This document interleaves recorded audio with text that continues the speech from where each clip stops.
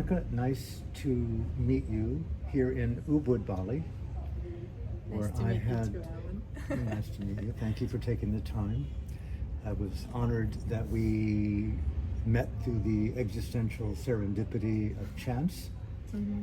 and we had the good fortune to spend some hours talking about life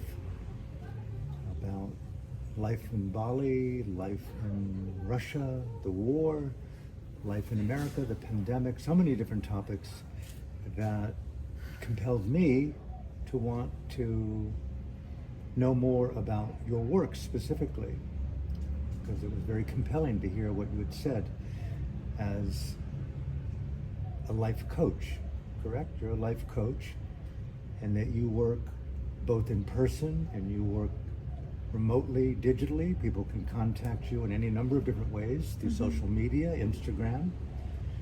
And so it's my honor to be able to have a little time with you and talk and hear more about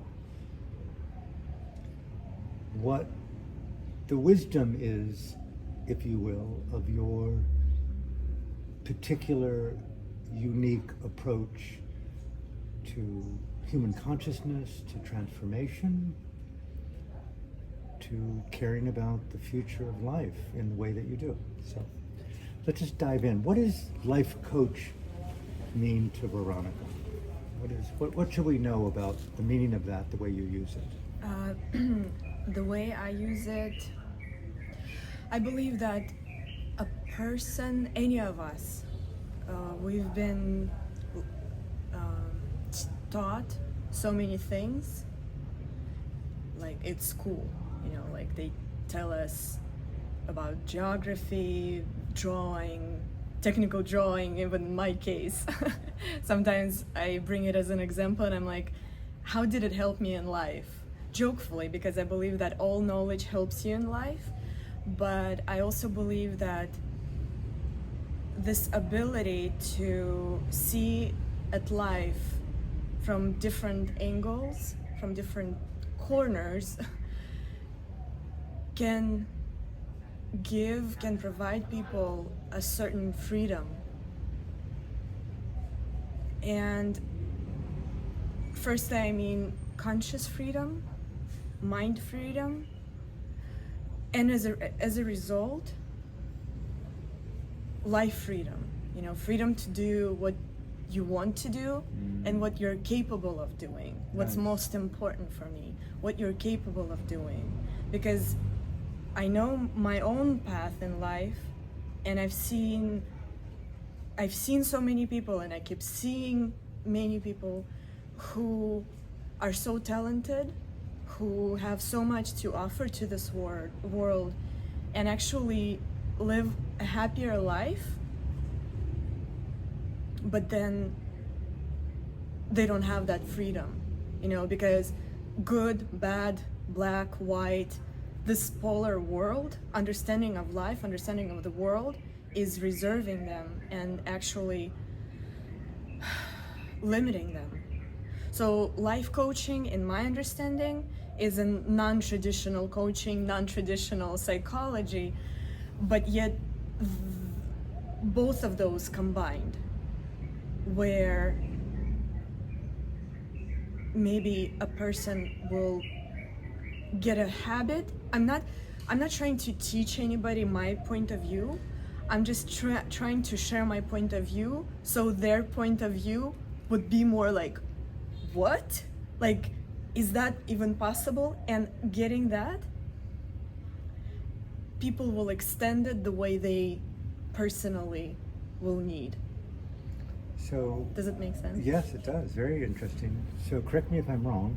Your particular approach is to really share your own direct experience of how you've discovered new pathways of freedom to be more true to the Veronica that's more authentic, more alive to a creative expression, unrestricted, so to speak. And happier, yeah. Happier is a key word for you? As a key word, yeah. Key word. So you provide people the means and the skill, the mirroring, to become a little less stuck. good word, yeah. A little stuck. So, for example, what would be some of the, maybe just one or two particular, call it dilemmas of being, issues that are common in the people, the clients that you've seen, to give us a more kind of a direct sense of the work that you do? What are some of the issues that you've encountered that you've been successful with in helping them become unstuck with? I believe we can learn from the physical, very trivial, very obvious way. Like if a person, a human being, has some sort of pain that they cannot deal with, then it's limiting to them. Like they have to dance around it. They have to service it, I would say. And as long as the pain and suffering still there, they will service it through their whole life. They're going to use their whole life to service it. And I believe it's very limiting. While they're servicing it, they're not doing so many other things. Servicing the pain. Servicing the pain, yeah. The anxiety, the stress. And yeah, all of that. All of that. Yeah. Would you use, well, let me just ask you. Suffering. Suffering. Commonly today you read and hear and people use the word trauma as a radically limiting, often unrecognized energy that keeps people stuck in patterns with their parents, with their lovers, with their husband, with their children, with themselves, with their work, with their career, with their bodies, with their images, with their sexuality. Just about everything is being put into the framework that if you don't understand different degrees of trauma, I want to be very careful with that word.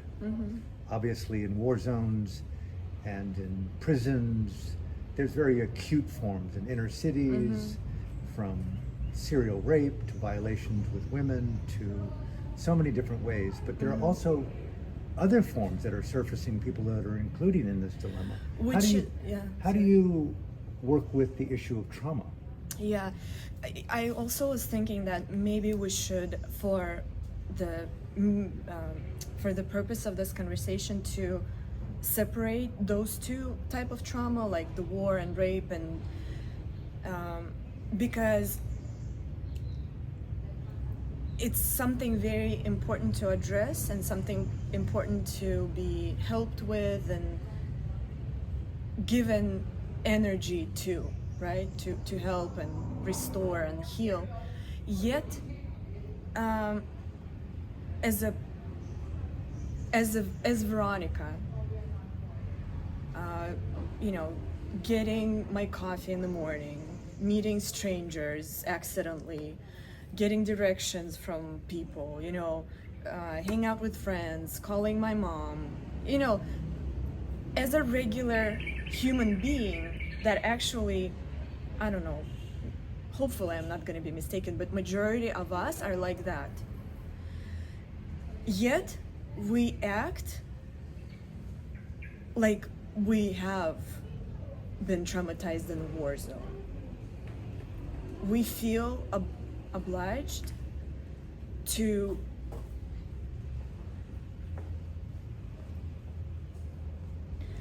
be treated as we survived something of that other group that we, for the time being, set aside.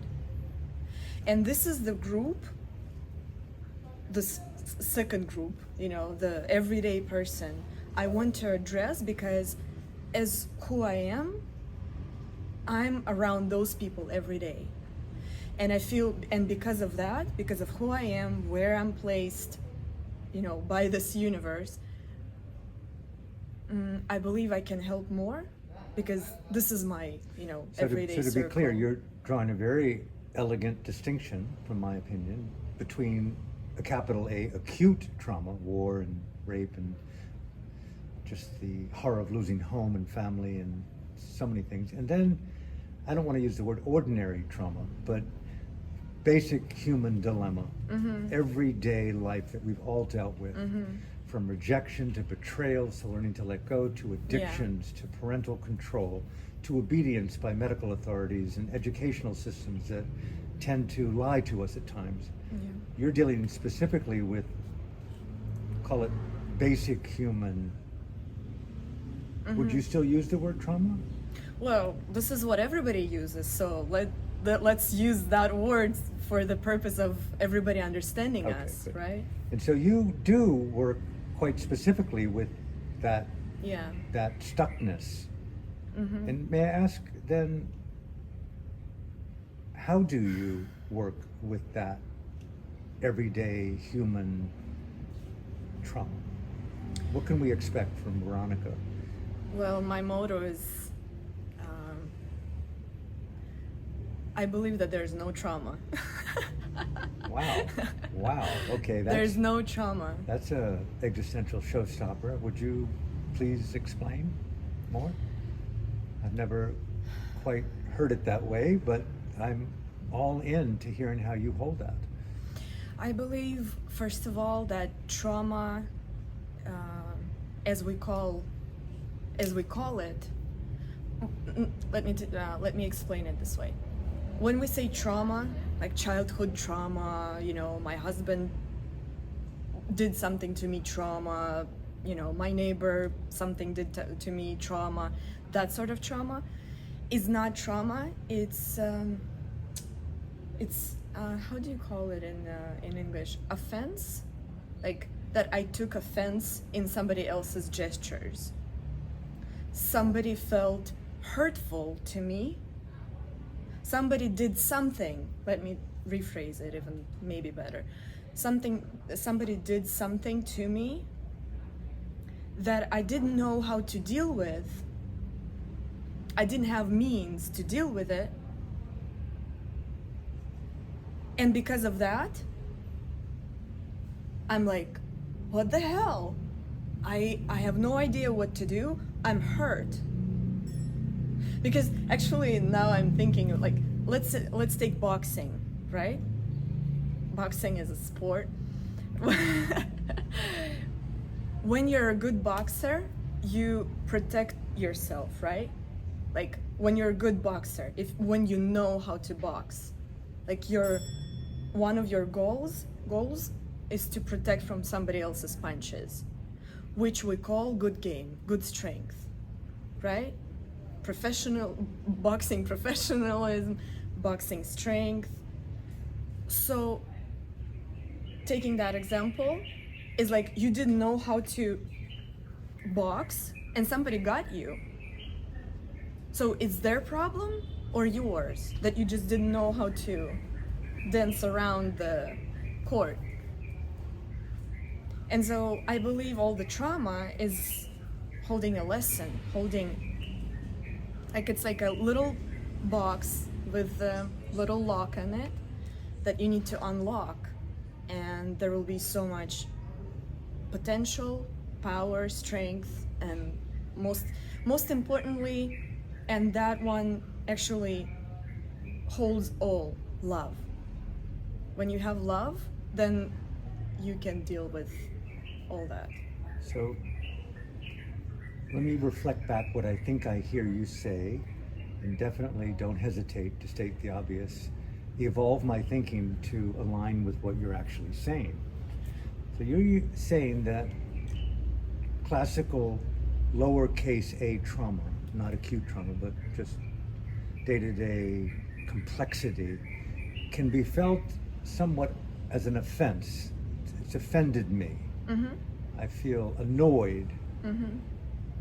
And analogously, as a boxer, I was virtually untrained from being hit by the boxer of life.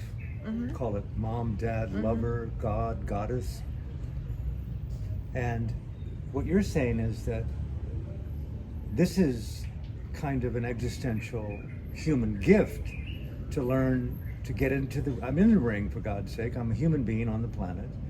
It's not pretty a lot of the time, and it's like teaching me, hey man, resilience mean here, putting your hands up and learning how to engage this process so you don't lose it, get hit. And that is reversing the trauma as wound to taking the offense as gift. Is that what you're saying? Yeah, pretty much. And what is the mindset, the mind states that you could share that allow one to go from, oh my God, why are you doing this, asshole? This really hurts. I don't want to be a boxer. I don't want to deal with that dilemma. To, hey, this is life. I'm going to show up for this and learn the art of self-defense. What's the mindset required there? Is it a reflection, to put notes on your wall, to meditate, to do psychedelic drugs, to be in therapy, to lose weight, to gain weight? What is it? You mean what one have to do to become... To get your hands up and see this is a gift. Well, first of all, first and most important, I believe maybe the fullness of pain will bring you there. So retranslating the pain. Yeah, like you need to, and that fullness of pain for everybody is different. Right, got it. I believe, you know, because all of us take pain differently, so the bucket of pain will fill up differently for every person. That's one, and as a consequence of that, like, I need to be so tired of my old way. I need to be so done with it that I will be like ready to hear, for example, me, to be like, okay, fine, whatever, tell me what you got. And actually, not, okay, fine, tell me what you got, but like, seriously, I'm looking for a different perspective. It's the difference between hearing and listening. Right. And because you don't have to always agree with me or anybody else, but you need to be ready to hear those people who already got something, like have experience, because you don't have to walk that same path again. You can just like take what they got and build on it. So that's quite profound, to essentially learn the fine art of enhancing more self-evolving perspectives. Hey, what an opportunity here, right? Yeah. What, this hurts, it's not pleasant. Guess what? I'm going to grow from this. Yeah. I'm not going to let it be a wound. And quite frankly, I'm going to let the wound heal without even your need to participate in it. It's not even a trauma. It's not even a trauma. That's what you're saying. It's not That's even what a I'm trauma. saying, I'm yeah. refusing to participate in the collective paradigm to make you the source of my pain. Thank you very much. Bye. Bye, right? Yeah. I don't need you anymore. Yeah, exactly. So learning the art of rejection, knowing when to walk, Yeah. but also gifting yourself is what you're saying. That's the only thing you do. You're gifting yourself. You're not doing anybody a favor by getting out of trauma. By forgiving your dad, you're not doing your dad a favor. That's you who needs it. That's as simple as that. Because you're the one limping. Because with his limping, your dad already did the wrong to you. That's his limping. He's done. You know? He's done. Are you gonna continue limping so your kid is gonna be like, fuck you, mom or dad, you traumatized me. Right. So that's my one, another thing that I'm preaching to the world is that only love, only strength stops vicious circle of suffering, pain, inability. Only love can do that. Only love and strength. Until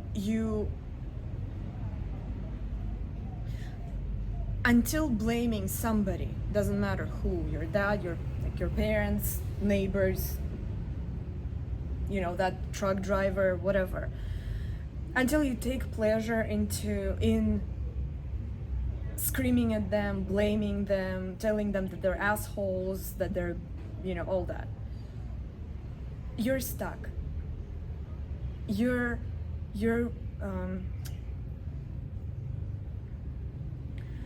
stuck in the same cycle. Yeah, your tomorrow is gonna be exactly like today. So you're, and this is, excuse me, and this is go. one of those things why you asked me, like, what should one do? Understanding this, like really understanding that, will already get you so far. Be like, I don't want my tomorrow exactly like today. I don't want that. I want to try something, yummier, tastier, brighter. Got it. So, in other words, what you're doing is, as quickly as possible, learning, again, I use the word, the art of extracting yourself from the so-called perceived source of the offense. And you're going, listen, let me take 100% responsibility where I can really make the change. Intrinsically, I'm not going to hang here and repeat this through blame and judgment and the ongoing cultural, emphasis on the source of the so-called trauma. You're basically saying, make haste radically and quickly to do what you can do within your own power, which is, and not just see it as a wound at all, but hey, this is showing me where I can grow. So it's very mature in the sense, and very immediately beautifying, would you say? Yeah, immediately, exactly, immediately. Once a person hears that, really hears that, like not listens to it, not being in the present of that sound, but hears it, it just changes everything right there. It's like, wait. Like, and I've seen it happen so many times with myself, with my trustees, as I call them. I don't call clients, I call them trustees. Nice. It's like, what? Could you do that? Could you actually not get offended? I just recently thought of also like a illustration.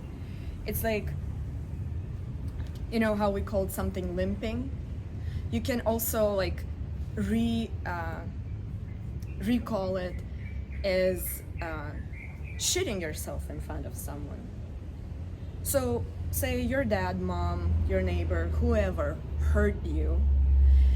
It's not because their world revolves around you and they really want to make your life unbearable. I mean, nobody will argue that that's not the case. So whoever does something wrong, is they just didn't know better, right? They shit themselves. It's like, something that you, like, seriously, you cannot help. It's like something that happens. And recently on Instagram, I said that, and I'm like, okay, so how offended would you be if somebody shit themselves in front of you? Would you be offended? No. I mean, that smells maybe unpleasant. Maybe you'll get out of the room. You'd be like, maybe you should, watch better what you eat, kind of thing. Maybe you'll even help them, but you'll not get offended because you'll know it's not about you. It's like their thing that they're going through. But what if if it were possible, that was directed to shit on you? Okay, maybe they shit on you. On your shoe, your on dress, your clothing. But it's not because they're like, okay, let me eat something shitty so I can shit on their shoe. This is not what happens. It's like they did something that upset their system and it happened and you were around. And maybe they even got you. So you're into radical perspective shifts. Yeah. They shit because of something ill in them, You just happened to be the place where they wanted to try to offend. But the truth was that they're, you know, They didn't eat that thing that they ate because to shit on your shoe. Basically, that's your dad didn't eat that thing that he ate because he wanted to shit all over you. That was not his goal. He just did something that see, he could. That's a very Buddhist perspective, you know, like no matter what we see in human behavior, there were conditions that influence that condition. Like Yeah. everyone has parents and grandparents and great-great-great-grandparents, and who knows how far back and forward it goes. So there's no real first cause to who shit whom. Exactly. And so like why try to make that the problem when in fact they are conditioned by those above and beyond them and before them. So hey, listen, let me just take a perspective here. I don't need to participate in the process of continued shitting. Yeah, yes, and also you don't need to participate in the process of figuring out who was first. Because I believe this happens a lot. It's like to figure out why. Right. So what if you will figure out? Okay, you proved that this person was the first one. And what good will it make you? This is one of my very like one of the important things that I believe is very important. I always say, okay, you have figured it out, you've done it, and your life became better. Now you're happier. Now you're more capable. If not, then why do you do it? Because there's always this "and" at the end, and it's one of the recipes that people can use to ask themselves "and." Beautiful. Let me ask you this. Thank you for that. That's very both interesting and very clear for me. And I hope whomever may see you speak, that it's equally as clear as at least as I feel it and hear it. And we often hear the word trauma that we're talking about essentially being primarily done to us, that we're impacted by something that shouldn't have happened, Yeah. and we're traumatized by it. Mm-hmm. And then therefore I'm on this incredible path of ingesting often today ayahuasca, ketamine, psilocybin, LSD. I'm going to Peru. I've got my local shaman. I've got my clinician in San Francisco or New York and Stockholm. I'm healing. But I almost hear nothing. Maybe you could help me with this. I almost hear nothing about how I have impacted other people. Oh, that's a good one. Like how I've created potholes of Exactly. wounds and traumas. And Exactly. it's like, what about now that I'm healed and I'm like in a process of becoming no offense, I'm just kind of a stand-up wannabe comedian satirist, is now that I'm a qualified, mindful-oriented, somatic-oriented, psychotherapeutic ketamine, occasionally psilocybin, high-low dose, non-Peruvian shaman from Detroit, and I'm healed, but all of a sudden there's like 20 major traumas that I've caused in the Yeah. last 10 years. What does one do with the traumas that they've inflicted? How can we get people to begin to see, oh my God, I'm not as clean and healed as I thought. In fact, now that I've done the ayahuasca and now that I've healed and I've got my PhD in clinical psychotherapeutic, pharmaceutical, psychedelic, transformational, Harvard professor teachings, well, back when I got my yoga certificate when I was just 25 years old, I kind of manipulated a number of women to basically have non-consensual oral sex with me when they were in my classroom after the class, and I'm going like, wow, how come I didn't hear and feel this when I was on ayahuasca down in Peru? And I'm going like, oh my God, I've got to reach out to her to find out, oh my God, but if I do, it might instigate a lawsuit. in my entire career as a tenured professor will tank. So I've got to like really go into hyper denial about that trauma that I caused and really double down on my own healing. I mean, this is probably a very common thing that's going to happen or has happened with lots of people. So how do we get culture to begin to see, or people begin to see, not to make wrong, we're fallible, just to state the obvious, bear with me, filled with contradictions, to state the obvious. Yeah, for sure. I mean, unthinkable levels of deception and denial, to state the obvious. How many millions of people colluded with Hitler, to state the obvious? How many of us Americans collude with Joseph Forever War Biden? That means the killing of Yemen, the killing of Iraq, the killing of Afghanistan, all based on my dollars to support murder and rape. Yeah. How do I become more aware of this trauma that I've created and begin to heal? How do I heal my trauma that I've caused? Is it the process of reconciliation? Is it the process of self-honesty? How would you encourage someone who's awakening, now that I'm enlightened, and now that I'm a qualified psychoanalyst? I realize that I've got a past of a lot of trauma that I've caused. What about that level of trauma? Or offense. It could be just offending, but it sounds like if there was predation. I think, well, every case is different, and one thing for sure is that people are unique. Each person is unique, and when we do some, like, you and I can do the same thing but mean differently.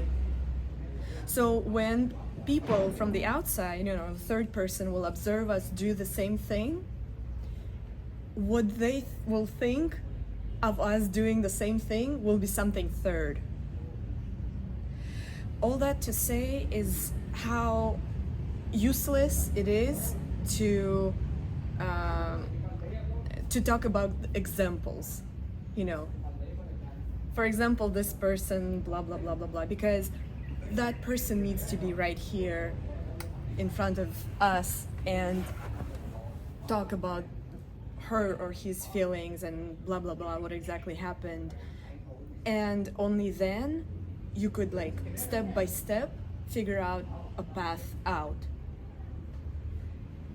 Because there's no textbook, to follow. That would be very basic. We're more beautifully put as human beings than that. But one thing I want to say here is one very important thing that will, I believe, help everybody just to take it and use it the way they can at this minute of time, at the level of growth where we are, is word responsibility. And responsibility is a two-way word. Responsibility, for example, as far as trauma, when I'm being caused trauma, I'm responsible for it, because using my previous example, that's me who didn't know how to box properly. That's me whose skill was in protecting myself. I don't like the word protect. We can talk about it later, because protect means danger already. And by following that logic, if I'm protecting, then there's danger, then there's an enemy, then I'm creating war. Just with thinking that. I'm thinking that, and war has to happen around me somehow, some sort of battle. So that's why I hate protect, boundaries. I think that they're creating more pain rather than solving pain. We'll have to come back to that. Yeah, For we'll sure. have to come That's back to an important that. one. Please carry on. But what I want to say, back to responsibility, so that's my responsibility to learn how to move around, let's put it this way, how to put myself together, how to just hold myself in this body, in this period of time, in this space, And if I wasn't able to, and I got hit, and it was painful, then it's my responsibility to kind of go back and do my homework, look back and see, why did that happen? How did I not move? You know, what did I do? It's not about the victim mindset. It's actually a very powerful point of view. What can I do? How am I creating my own universe, basically? And this is called responsibility. Something that only a very strong person would have. Responsibility and realizing, yes, I'm creating that. And then the next level of responsibility is when you on that level, you're already responsible. Then the next level of responsibility is, again, love and mercy, because that base level of responsibility, how I'm creating all that happens to me, automatically will bring healing of trauma and pain and suffering, and as a natural consequence, strength and love and mercy. So when I have done before or maybe I still do something that hurts other person, I feel love for them. I feel that mercy. I feel that oneness with him or her or them, you know, because sometimes I hurt a group of people, and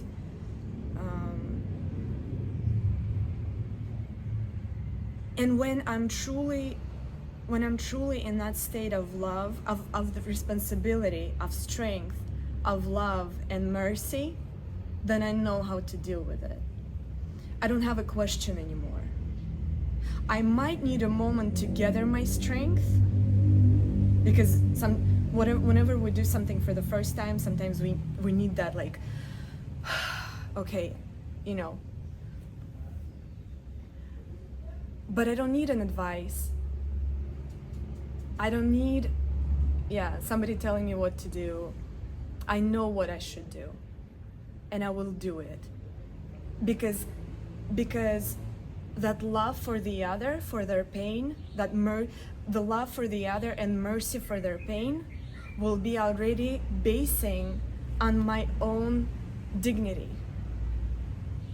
Because them hurting because of me, I'm gonna cry right now, them hurting because of me pains me.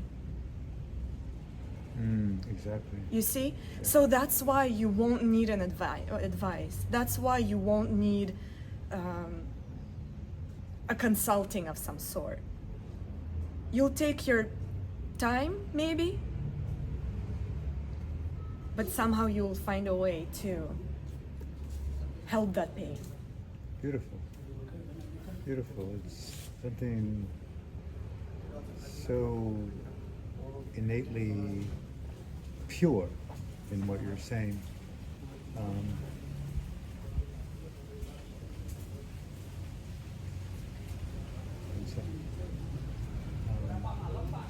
So immediately liberating. Mm-hmm. So self-respectful of minimizing conditions to be something more intrinsic. Mm-hmm. And it's, in a way, it's looping back around to where we started about the meaning of life coach to you. It's as if you, as I'm hearing you more and more, energetically and verbally holding space for someone's innate empowerment. Mm-hmm. Would that be? Yeah. Exactly. And rather than processing wounds mm-hmm. or overcoming trauma and de-enmeshing or unentangling mm-hmm. from who did what to when and why. Yeah. You're coming right home to the heart of the matter. Yeah, because that's and exactly. And I want to say something at this point. Like, I believe a very important thing here is for, I mean, we're using the word trauma for the, to be more clear, but for an individual use, like for me, for example, as a human being, for my friend as a human being, for my trustee as a human being, we should stop using, that's another radical idea of mine, I guess, we should stop using the word trauma. Because using the word trauma is reinvesting in trauma. I'll explain why. Because if I come to the gym, to lift weights, why? I want to become stronger, more beautiful, handsome, and more capable, right? Healthier. So 4. Stronger, more beautiful, more capable, and healthier, right? So we come to the gym and we're in pain, we're in sweat, it's so hard sometimes. I mean, to grow muscles, it's like you're in pain. And so you can be there at the gym and feel like, damn, those weights, like, how dare they do that to me? So the life is gym. You already here. Something brought you 4 of these reasons, or I don't know, however many of those reasons brought you to the gym. So you have a goal, right? You already came. And you do have a choice. I mean, that's your freedom, again, to be like, standing over this, dumbbell or whatever weights, and be like, why are you so unfair? Unfair. Why are you so heavy? This is so unfair. This is so hard. I have no idea how to do it. And you might take the, the bigger one, or not necessarily, and you'd be like, just,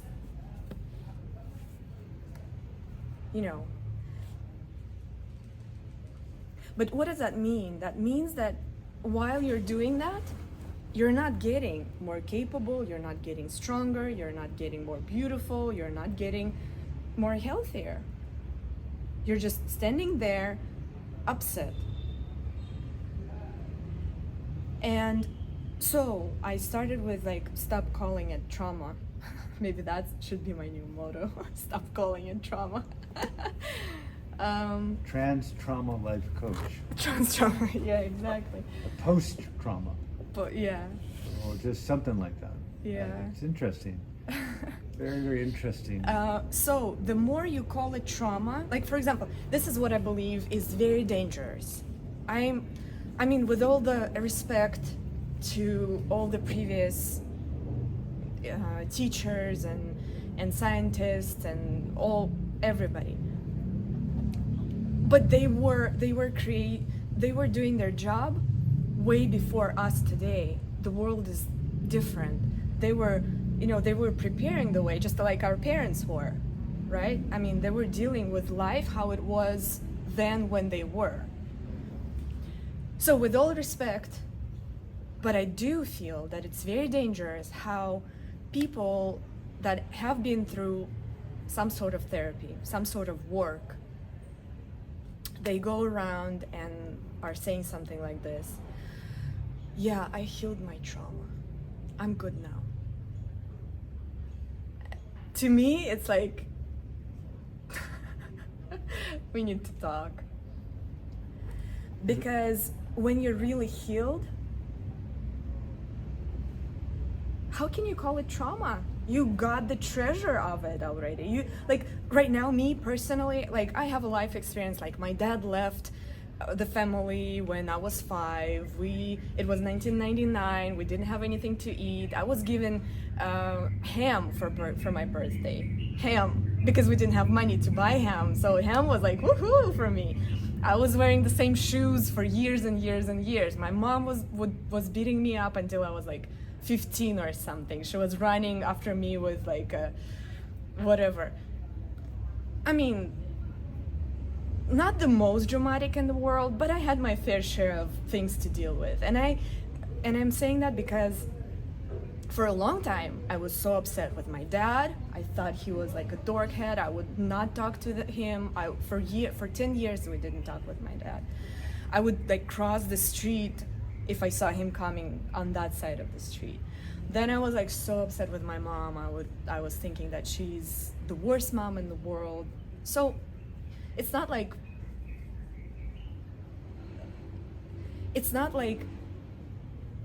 what I'm saying right now, I always thought that. I haven't thought that. I thought that I'm honest with you, like 10 years ago or even less than that. I was thinking like, if only I had different parents. Me, so talented, I could have done so much. If only they took care of me better. So healing trauma is still dancing around trauma. It's still not being able to pick up what trauma has for you. So you're saying trauma is a treasure, really? It is. And a tragic treasure. It's not even tragic. I mean, it is what it is. Stop calling it that, because the more you call it something negative, something upsetting to yourself, you're investing in that same thing. I mean, because right now, all that happened to me, you know, in my past, seriously, me personally, I cannot call it trauma. What does one do with the impacted condition of anger, of blame, of rage? You know, I'd like to believe that my rage is a treasure. Help me understand that. What would you say to her or him? I didn't like being raced around the house, beaten. You're telling me to see that as a treasure? I feel outraged, Veronica. Help me understand the tragic treasure and not waste time with wanting to fight back with that damn idiot mother of mine. What does one do with their anger? What does one do with their outrage? Well, I will be traditional and say live it. in the space where it's not hurting anybody. Go to a dynamic meditation. I don't know, hit the pillow, come to me for a session or something like that. Because see what I mean. Anger is good. I mean, sure. I mean, anger is there. Let's face it. Let's, express it. Don't suppress your anger, whatever you do. But anger, one thing that I think we should understand, that anger is only the consequence of that unresolved pain. I believe, so I judge first. I believe that what you did to me was unfair. What does it make me? It makes me smarter than you. It makes me better than you. It makes me more evolved, more grown up, more adult, more whatever, more teacher than you who does it to me. I know better. So I'm thinking that you are doing me wrong, and that's why I get hurt, and that's why I get angry. So anger is the last thing to deal with. Anger will go away by itself when you finally realize that you don't know, that I don't know what's better. Because remember, I came to the gym and there's, a person who called trainer. I'm not talking about, life trainer, but like life, they're trainers. It's like, oh, you know what? Your bicep is weak. How about we train that here? And you look, so this is your anger. You think that you're a trainer better than him. That's where your anger is coming from. So what's the point? And that's another thing, their anger management programs, blah, blah, blah, blah, blah, blah. That's already like I always say that so often they treat the symptom other than the source of the problem. It's like treating anger. Okay, and and it's like, taking the cough syrup when you have a pneumonia or something. Okay, it will soothe you for a day or two. You'll come home, you'll be like, you know what? It really helps. But does it? Do you know what to do when the same exact thing hits you tomorrow? Or you're hooked to that release instrument that you use today? I believe that once we grow, once we let go of that trauma, once we actually stop calling it trauma, this what automatically happens to us, that we know how to help ourselves now. So you're relanguaging radical self-responsibility, unequivocal, immediate, as much as humanly possible self-responsibility. Taking it off other, gifting self with learning immediately, fully, unequivocally. Thank you to yourself for embracing this treasure. Very interesting. Yeah, and it starts with understanding that it's just whoever hurt you, whoever traumatized you, is just that heavy weight that you are now, that it's time for you. You've already done so much training. Today, the time is for this heavy lifting, for that heavy weight lifting. Are you gonna do it or what? And what I wanted to say is if we keep calling it trauma, then we didn't heal it. Then we didn't take what's there for us. Then you're still you a person would say, yeah, I healed my trauma. And what you immediately think? You immediately think oh yeah, it's like you get this feeling oh yeah, good job. But yet you know immediately that you need to tiptoe around that person. God forbid to, touch that trauma that he healed. God forbid to say something wrong. God forbid to do something off. You're gonna have it. Because now that person is so aware of his trauma, that he healed it, that is oh my gosh, you better and this is where boundaries come in. You need your boundaries. Because my trauma is here, excuse me. I need my boundaries. So I'm saying, if you need your boundaries, you didn't heal shit. Because if you really healed your trauma, then you're strong and you're hello, come here for a hug. Because every second of the time, if I healed my trauma, every second of any given hour, I know how to move around, not to be hurt with anything you do. So I'm just thinking to myself as I'm listening to the way I think you're speaking and interpreting that with my own thinking, and how if you prolong the healing process rather than say that I'm healed, you're basically saying I'm super vulnerable to the reoccurrence of that which I have a boundary now around. And I'm a walking minefield, and I'm going to rip your throat out. Exactly. Or I'm going to go bury myself under my pillow and blame you for having no respect for boundaries, no safety, and get the fuck out of my life because you're violating everything that I understand to be healing. Yeah. So that healing process means ongoing therapy, ongoing psychedelic-assisted trauma release therapy. So it's a kind of deeply embedded capitalistic model of perpetual income and perpetual kind of a pseudo sense of, I want to be careful here because, oh my God, here's Satan talking. Exactly. Who are you? Recently I've been told who are you to say that? I'm nobody. I mean, if you don't like it, don't listen to it. I'm talking shit.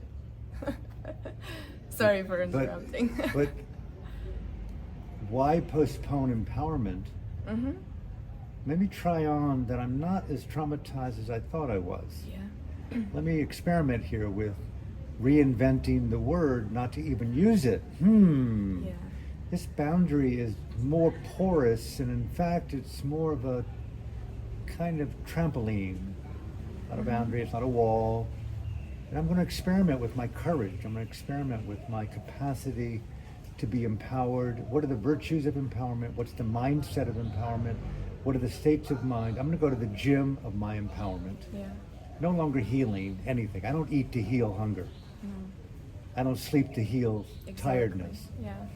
You know, I just don't live to heal. Mm-hmm. There is no wound here. No. There's no deficit to fill in with my skill set. Mm-hmm. Life is a gym of aberrant events. Yeah. Some are beautiful, and guess what? I'm going to make them even more beautiful. Yeah. I'm going to work with complexity on the spot. Thank you very much. And the real boundary is, if it violates me in a deep level, I don't want to be around someone who hits me, rapes me, kills me, spits on me, pisses on me, shits on me, steals my whatever. However, but it's like boundary violations today and reigniting trauma is so, the way you look at someone, you're traumatizing me. Yeah. It's a culture of fragility.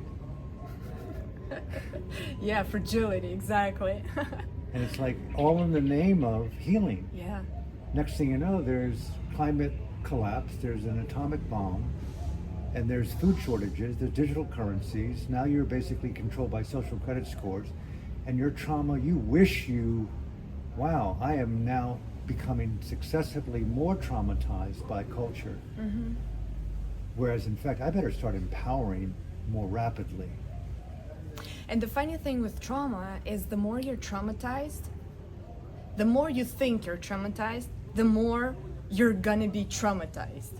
I mean, the whole world will be around you picking on that particular spot that you think is sensitive and needs of protection and needs of like special treatment, and just the world is such that it is not letting us slide in the trauma. And this is another vicious circle.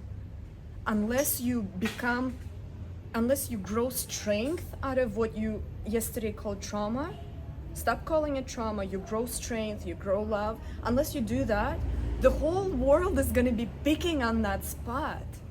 So you're setting yourself for a lifelong of suffering by calling something trauma.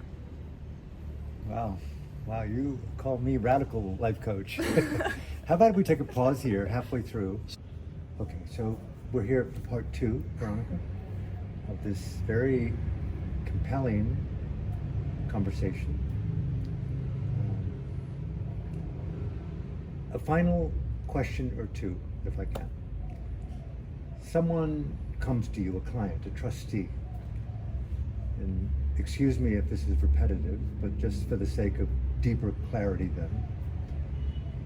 And she or he brings up, Veronica, I've been plagued by a reoccurring pattern of emotional suffering in me. Despair, contortion, denial of my authenticity. And I feel that it's immeasurably connected to the way in which my mother neglected me repeatedly from, it's coming to mind right now, from the age of 4, 5, 6, 7. I was defenseless.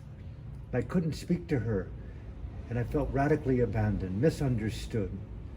And it's impacted me to the point where I just compensate for these emotions. And here I am, sort of unhappily, happily married at 42. I've got 3 children where they at times look at me with the same way that I looked at my mother. And I've got a good job, we've got plenty of money, but there's a place in me that feels that I'm missing something.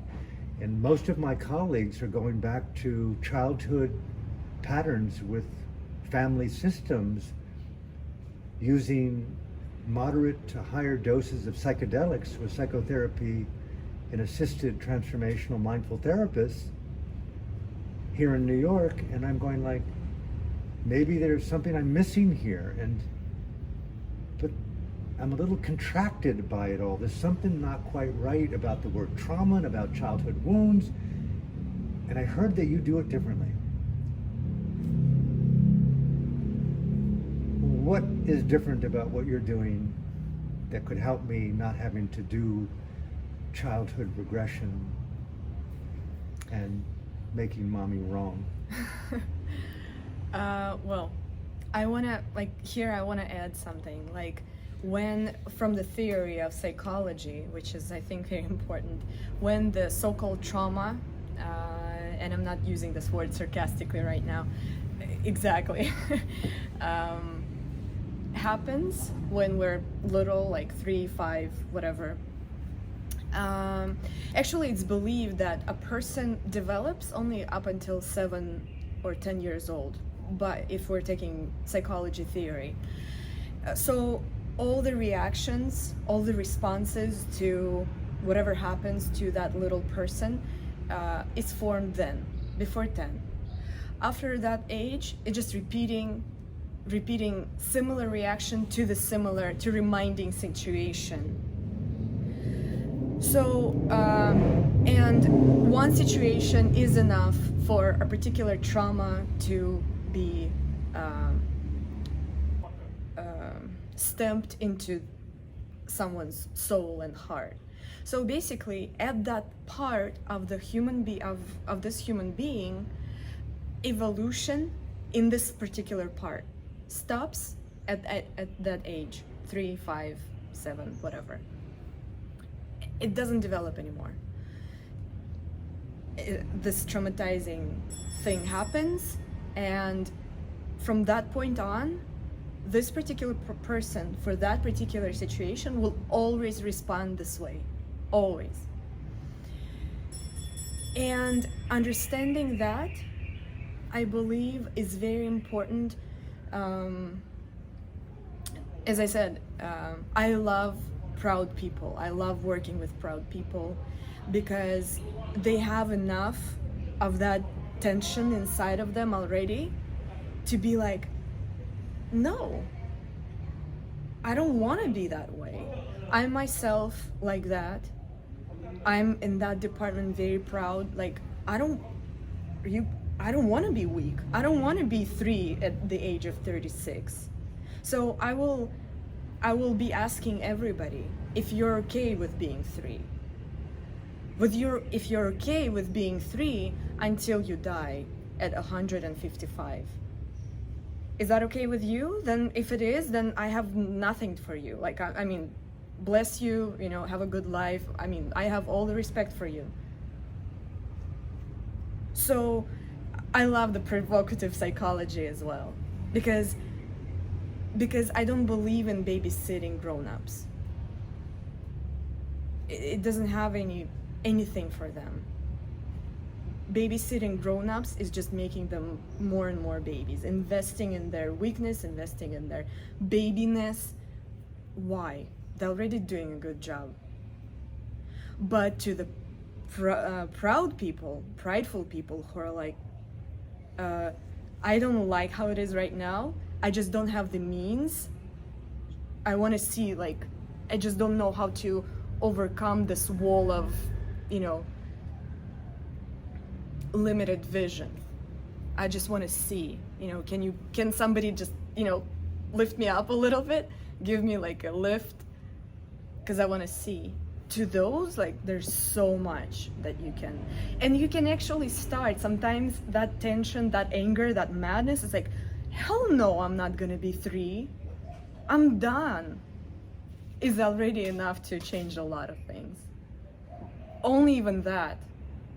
But then, there's much more to that as well.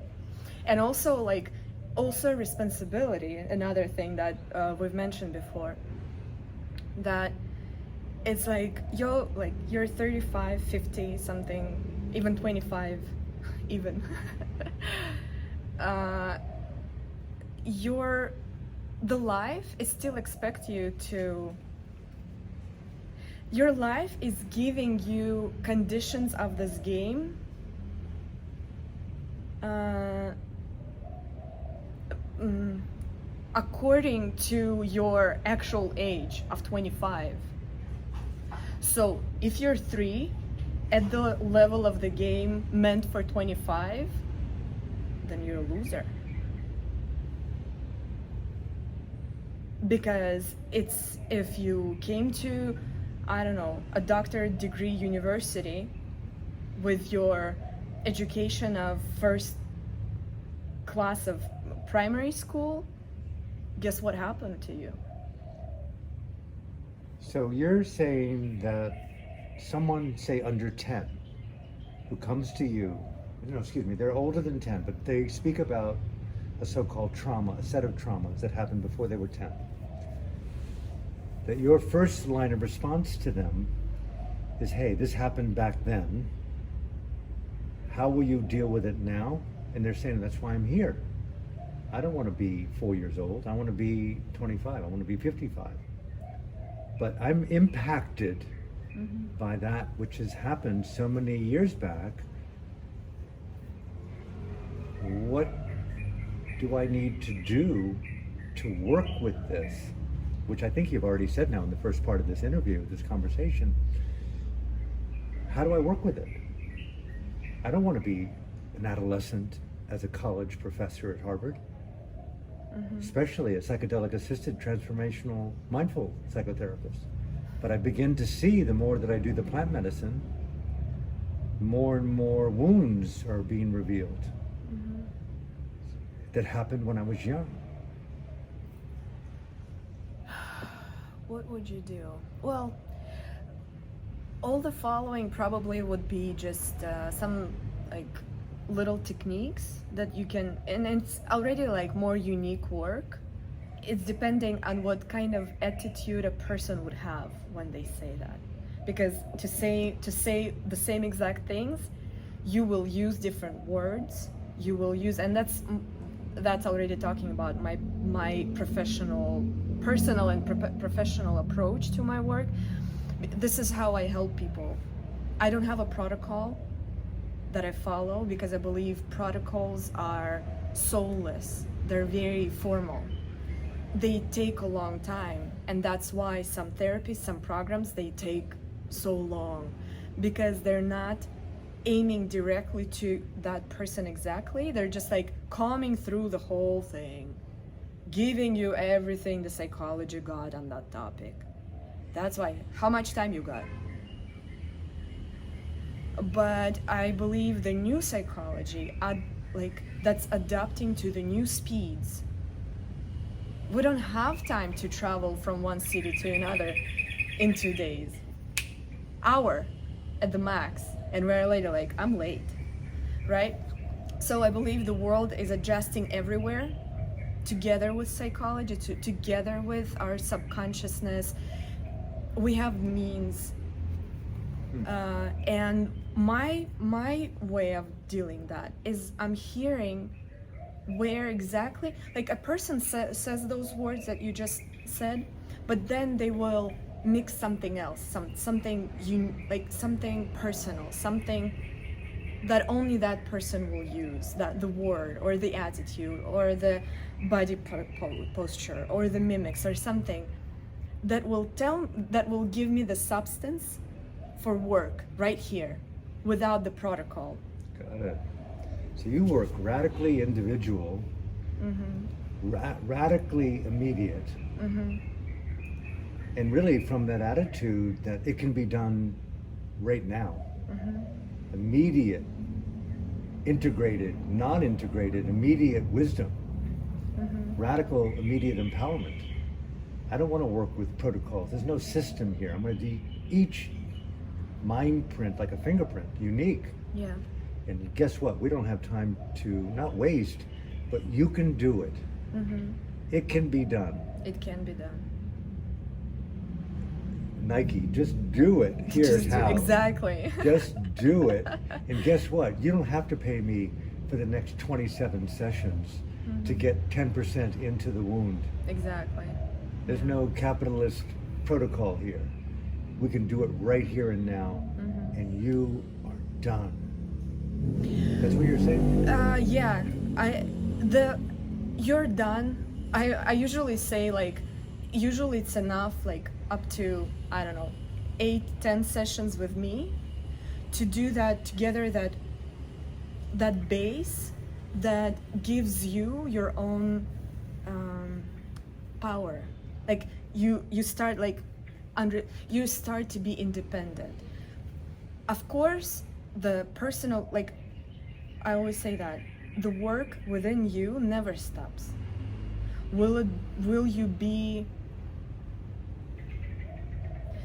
powerful enough, independent enough, knowing what you do exactly right now today? I don't know, sound healing you need, or massage, or actually coming back to, for a session of some sort.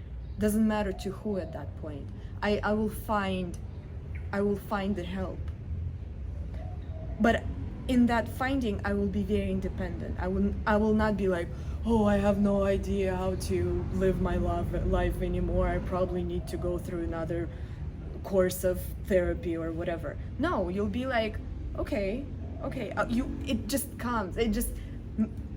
I'm gonna use the word magically. Magically it will happen. You'll find the right people, or you will know where to go to gather your resources to be strong again. It's okay to be in pain. It's okay to feel like, oh, today I'm like not feeling at the greatest. What you do with it, this is what's important. Are you capable to more by the evening already to gather yourself up and to feel beautiful again, happy, strong? Are you capable? Perfect. If you're not, just you can still do it.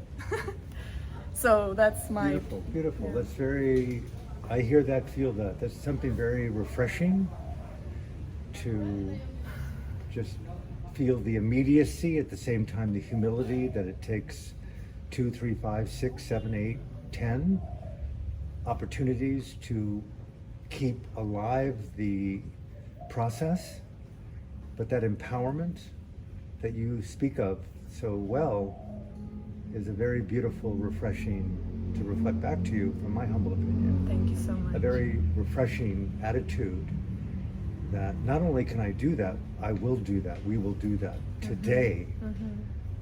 So there's something immediate in this. It's very, wow, I don't need to learn how to breathe. I'm breathing. Exactly. Yeah. Breathing, I'm already post-healing. You exactly have. Everybody has enough, more than enough of everything already. Just start using it. So just start looking at it. Just eliminating the deficit attitude toward yourself. I'm not in deficit. Exactly. I'm not impoverished. Yeah. I'm not in need.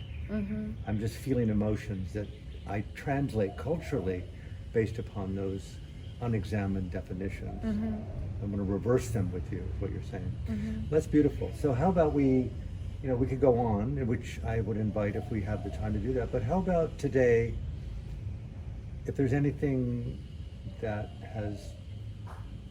could be said in closing, but as a way of furthering the conversation, not ending it, but as like, hey, I'd like to leave those who watch this or view this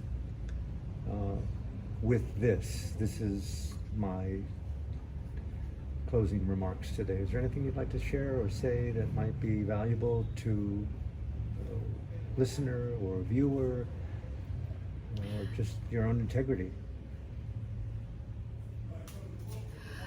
I would want to say that I want to be very hopeful right now and say that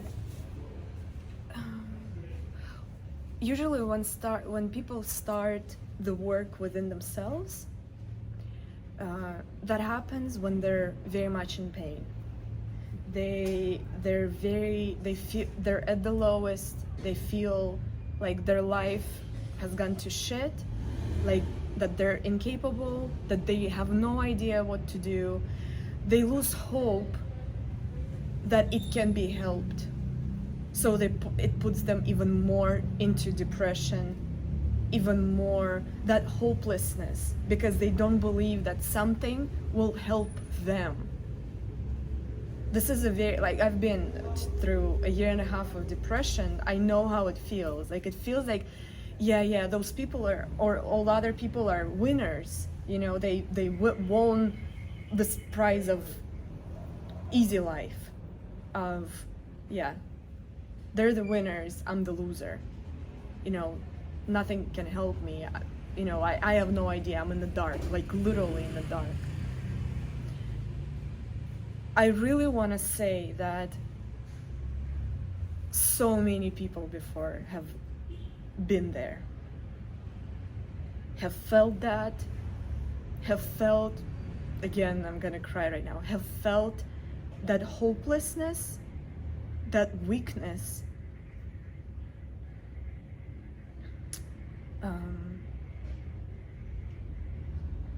that despair.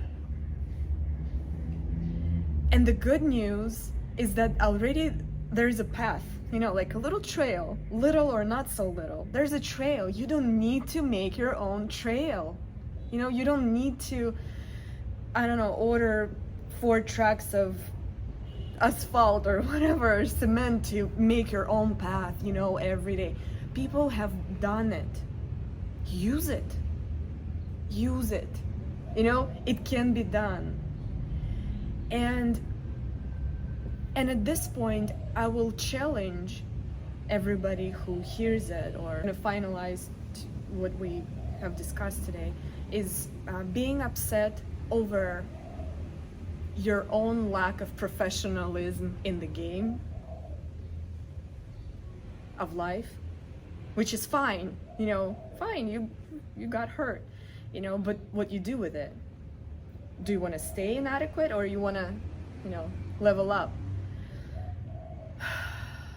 So just know, you know, trauma to start with is being upset with something at a situation where you were not that professional yet. That's one. Second is that trauma is your judgment. I mean that to call something unfair, to call something bad, you did me wrong, you're a bad person, you're wrong, you're a bad parent, whatever, is already puts you in a position where, are you that capable? Are you that, you know, smarter, higher, more grown up? Because here is a very, very important thing. If you really want to be that, be. But know that if you're judging something, you're putting yourself in the spot to be judged. If you're higher than whom you're judging, prepare yourself for more responsibility. For responsibility of not your level even. It's gonna come expensive. Way more expensive than you have it right now. And the third one is calling something trauma is legalizing your weakness, wanting to stay in that weakness where you are right now. Do you want to continue that way? Or anything a person chooses is fine. Just know that you're choosing it, even when you're not choosing it. You're very, in my humble way of hearing, I hope it's humble, it feels humble and intelligent together, is that there's something so uniquely refreshing that your unrelenting support of immediate empowerment. You are a treasure, a jewel in the ring of life, to use your language. Thank you so much. You are intrinsically supporting the Rocky in someone. Never give up. Really, not only never give up, you are the winner, even being where you are. Guess what? And you could argue with you, but you're arguing against your beauty. Exactly, exactly. When you said that, I'm like, this comes from the point of view, I don't want to see you as weak. I don't see you weak. But I want to be weak. Exactly. I want to see you again and pay you more. I want to be fucking wounded. Yeah. I want okay. a big cast over You're that. allowed to do that too. God, you're gonna have people like punch you out for not supporting their weakness. Yeah. You're almost, you're a beautiful presence that you have and a beautiful way of expressing it. So may the world respond to the sensitivity that I feel you, to the wisdom that you share, and may they find you in the world through social media, your website that will soon be up, and partake of this evolving empowerment that's innately who you are. That's what I hear. So thank you for your gift today. Thank you, Alan. To be It was a continued. pleasure.